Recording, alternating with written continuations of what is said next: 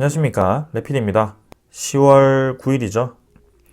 나노코박스 관련주 HLB 제약, 넥스사이언스 보도록 하겠습니다. 먼저 증시 보겠습니다. 증시 코스피, 코스닥 둘 다 하락 마무리를 했고요. 금요일에는 왔다 갔다 하면서 상승 하락 반복을 좀 했습니다. 그래서 마지막에는 보합 마무리를 좀 했고요. 증시 분위기 자체가 뭔가 썩 좋지는 않습니다. 반등을 좀 하긴 했습니다만 그래도 다시 한번 좀 눌러지는 그런 모습이 확실히 보이고 있고요. 수급적으로 외국인이나 기관 투자자가 확실히 뭔가 강하게 계속해서 들어오지 않고 어느 정도 매수가 들어오면 차익 실현을 하는 그런 움직임이 계속 지속이 되고 있습니다. 그래서 그런 움직임에 대해서 아직도 경계를 풀면 안 될 것 같고요. 코스피 지수는 완전히 이제 241선 장기 이평선을 깨고 나서 아래에 위치를 하고 있습니다. 그래서 이전에도 말씀을 드린 적이 있는 것 같은데 증시가 이렇게 하락을 하게 되었을 때는 거의 모든 종목들이 다 하락을 하게 되고요. 거기에 대해서 어떤 종목들에 대해서는 이제 증시가 반등을 했을 때 이만큼 반등을 해주는 종목이 있는 반면 이제는 이런 종목 하락한 절반도 반등을 하지 못하는 그런 종목들이 나오기 시작할 겁니다. 그래서 하락을 하더라도 곧잘 이제 반등을 하는 종목들은 실적이 받쳐주는 종목들, 확실히 성장성이 받쳐주는 종목들이 될 거고요. 하지만 바이오 종목이라든지 이런 종목들은 사실 기대감으로 올랐던 종목들이 많기 때문에 그런 기대감이 좀 수포로 돌아가는 종목들은 완전히 이제 돌아오지 못하고 계속해서 하락 추세를 이어갈 가능성도 있습니다. 거기에 대해서는 분명히 조심을 하시고 계속 주의를 하시면서 투자를 하시면 될 것 같고요. 지금 자리 정도는 사실 이전 저점 정도를 거의 벗어났다라고 보셔도 될 것 같습니다. 그래서 하단 라인을 아래로 더 깬 상황이고요. 5일선과 21선, 60일선이 거의 뭐 역배열로 완전히 꺾여버렸죠. 전부 다. 그리고 증시 거래량 자체가 계속 죽어 있는 상태입니다. 그래서 월봉 입장에서도 계속 증시 분위기가 좋지 않다라는 것이 느껴지는 것이, 올라갈 때는 거래가 이제 이렇게 계속 위로 올라가주는, 거래량이 쭉쭉 터져주는 그런 움직임이었지만 내려갈 때는 이런 식으로 거래가 급감을 하면서 이전에 그 평년 수준으로 진행이 되는 겁니다. 그래서 이전에 이렇게 거래량이 많지 않았던 그런 평년대로 진행이 된 거고요.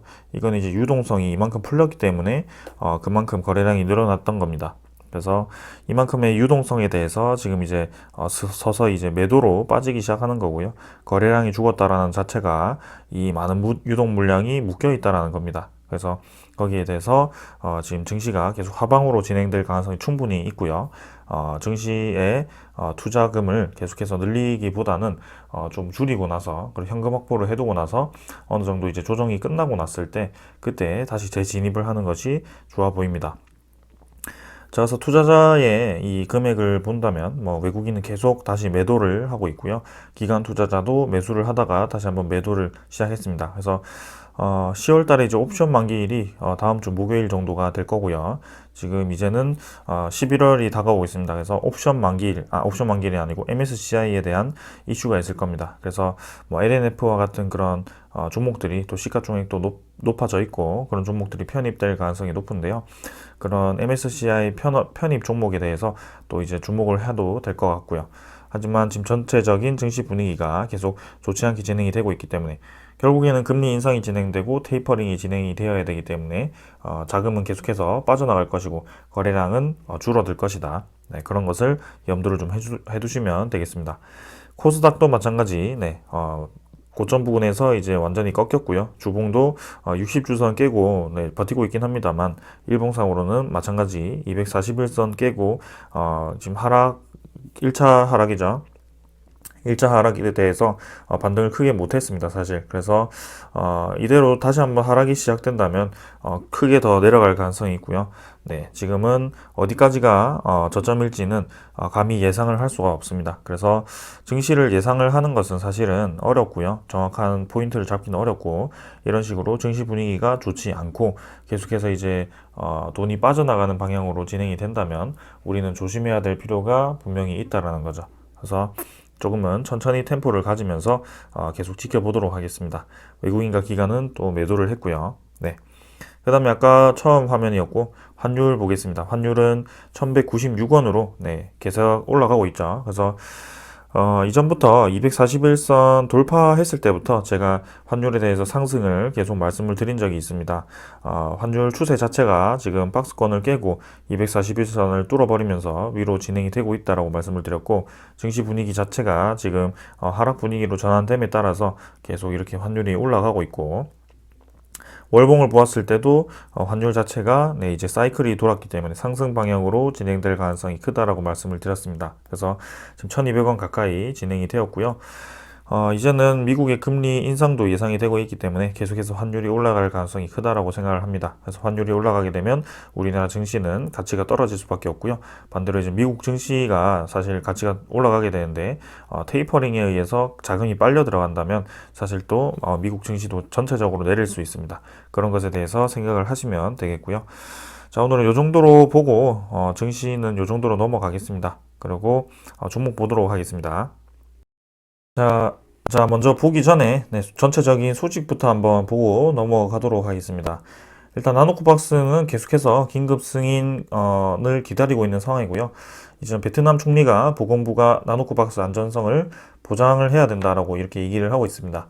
그래서 베트남 총리가 긴급 사용 승인과 관련해서 보건부에 이제 지침을 내린 것으로 확인이 된다라고 하고요.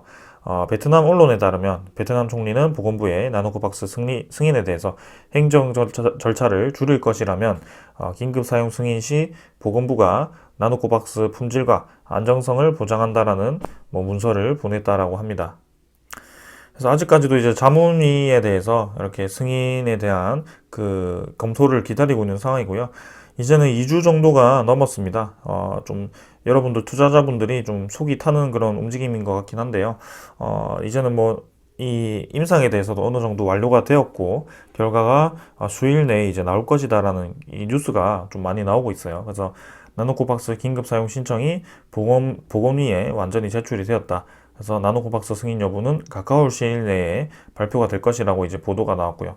계속해서 이제 실제 소식은 나오지 않지만 이런 식으로 나올 거라는 이제 추측성 뉴스만 좀 언론 기사만 좀 나오다 보니까 좀 답답한 움직임이 계속 이어지고 있는 것 같긴 합니다.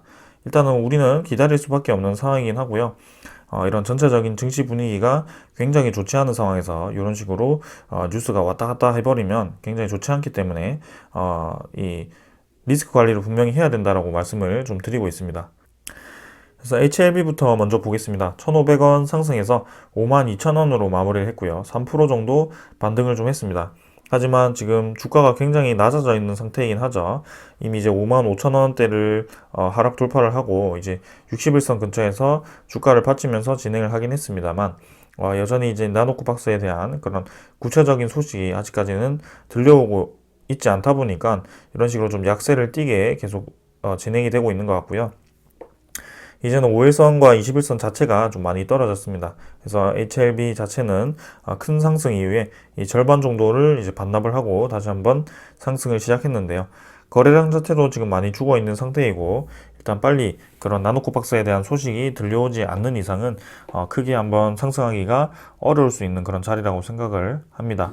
그래서 나노코박스 뿐만이 아니고 리보세라닙이라든지 그런 여러 가지 소스들이 있긴 합니다. HLB. 하지만 이 고점 부근, 그러니까 오랫동안 넘어가지 못했던 그 박스권 라인을 쉽게 이제 돌파를 하고 나서 바로 이제 쉽게 안쪽으로 다시 한번 들어왔기 때문에 거기에 대해서는 좀 좋지 않은 움직임이다라고 보여지긴 하죠. 그래서 그런 긴급 사용 승인에 대해서 구체적인 소식이 빨리 나오기를 기다리면서 지켜보는 수밖에 없고요.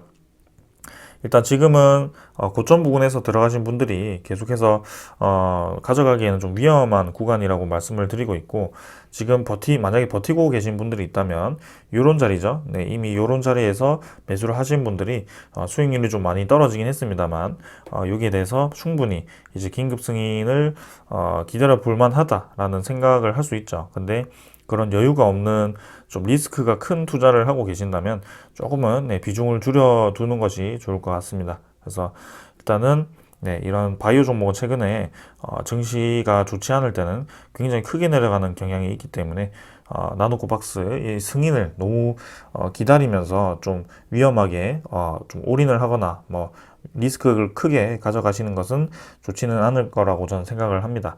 그래서 거기에 대한 대응을 각자 이제 알아서 좀 잘 해주시고요. 자, 그 다음에 외국인 투자자는 또 20만 주 정도 매도를 하고 이렇게 3일 정도 매수를 했던 것을 또 이틀 동안 한 30만 주를 또 매도를 했네요. 그리고 기관 투자자는 대부분 이제 금융 투자가 또 매도를 했고요. 뭐 기관 투자자는 크게 움직임은 없습니다. 그래서 외국인 투자자 위주로 매도가 좀 나왔다는 점. 그 다음에 이제 뭐 HLB의 그 아까 공매도 잔고도 한번 확인을 좀 해보겠습니다. HLB의 공매도 잔고는 계속 줄어들고 있어요. 500만 주대에서 이제 400만 주대로 감소를 했고, 또 이제 480만 주대로 감소를 했습니다. 그래서 이런 식으로 공매도 잔고가 서서히 계속 떨어지고 있다는 점은 저는 긍정적으로 확인을 할 수 있겠습니다. 그래서 계속해서 공매도 잔고가 떨어지는 방향으로 진행이 되는지, 확실히 이제 공매도 자체가 많은 종목 중에 하나인데요.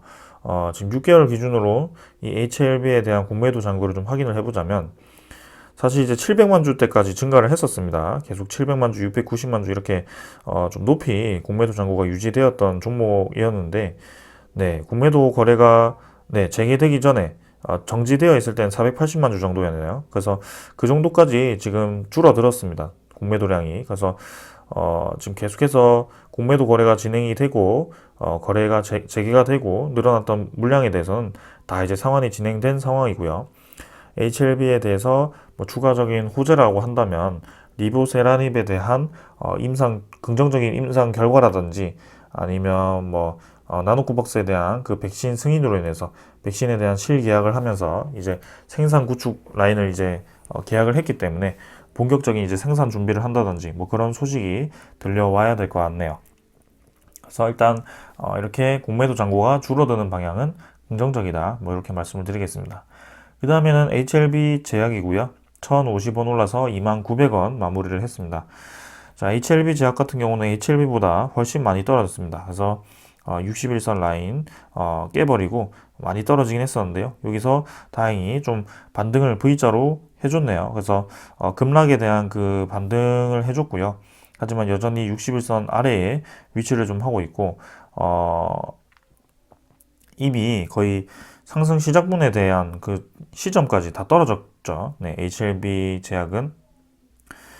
그래서 지금은 리스크가 굉장히 큰 상황이기 때문에 HLB 제약도 좀 조심을 하면서 대응을 해야 된다라고 말씀을 드렸습니다. 그래서 기준선 자체가 60일선 자체가 이제 깨져버리면서 그때도 정리를 좀 공고를 드렸었고요.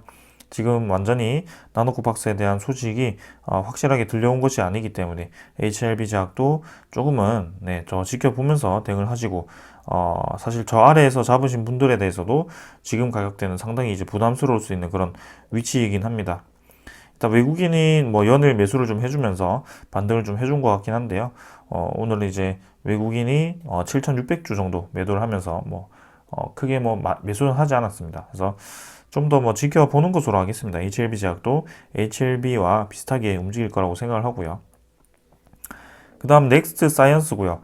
넥스트 사이언스가 이제 좀 급등을 했었죠. 2,550원 올라가면서 10% 가까이 상승을 했습니다. 27,000원. 시간에는 좀 더 올랐고요.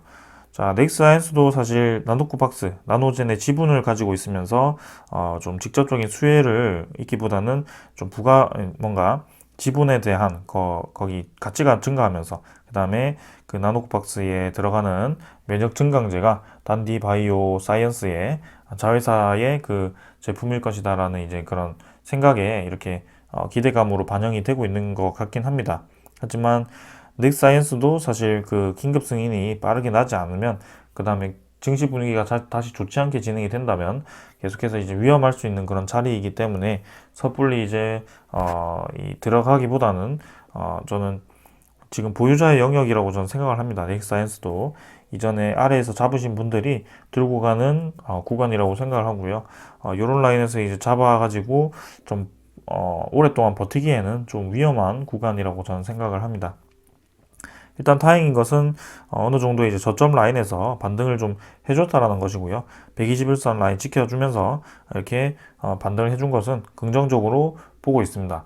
그래서 다음 주라든지 좀 긴급 승인이 나오면서 백신에 대한 구체적인 움직임이 좀 나온다면 충분히 주가도 반응을 할 수 있지 않을까라는 생각인데요. 지금 한 가지 이제 걱정되는 것은 너무 이제 긴급 승인에 대한 기대감이 나오는 그런 기사라든지 그런 내용들이 너무 오랫동안 이게 좀 언론에 유출이 되었습니다. 그래서 사실 생각보다 그 승인이 되었을 때 또 기대감이 크지 않게 또 주가가 생각보다 강하지 않게 또 반응이 될까봐 조금은 걱정스럽긴 하긴 한데요. 일단은 분명히 이제 장기적으로 봤을 때는 뭐 단디 바이오 사이언스의 그 면역 증강제가 쓰였거나 뭐 그런 식으로 된다면 충분히 이제 좋은 방향으로 진행될 가능성도 있다라는 거죠. 하지만 이제는 경구용 치료제도 서서히 나오기 시작했고요. 백신에 대한 그런 기대감이 이전과는 조금은 떨어졌다. 이전보다는 떨어졌다. 그래서 지금 빨리 긴급 승인이 돼서 새로운 백신에 대한 출시를 좀 임팩트 있게 알려준다면 다시 한번 반등을 하겠지만 지금은 너무 늦어지게 된다면 그 때를 놓치고 이제 생각보다는 반응이 크지 않을 수가 있다. 뭐 그렇게 생각이 됩니다. 그래서 일단 주봉, 월봉 모두 이제 크게 하락했다가 반등을 다행히 해줬는데요. 외국인 투자자 같은 경우는 네, 열심히 매수를 이어오다가 최근에는 또 매수했다가 팔았다가 뭐 이런 식으로 좀 진행을 하고 있는 듯 합니다. 그래서 조금 더 지켜봐야 되겠어요. 넥스사이언스도. 그래서 사실 나노코박스에 대한 기대감으로 움직이는 종목들이기 때문에 조금은 위험하다. 그 위험을 감수를 하고 투자를 하셔야 되고 지금은 보유자의 영역이라고 생각을 하기 때문에 신규 진입보다는 좀 지켜보는 방향으로 가는 것이 좋을 것 같다라고 말씀을 드리겠습니다.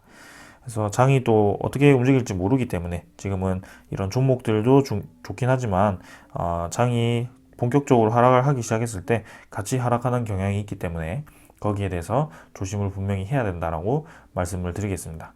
자, 오늘은 이 정도로 하고 마무리하고요. 나노코박스에 대한 긴급 승인 다음 주에는 좀 진짜 좀 좋은 소식 들려왔으면 좋겠습니다. 이제는 10월 중반으로 접어들게 되는데요. 자, 10월까지도 지금 소식이 나지 않게 된다면 정말 시간이 좀 많이 흐르게 될 것 같습니다. 자, 오늘 여기까지 하고 마무리하겠습니다. 감사합니다.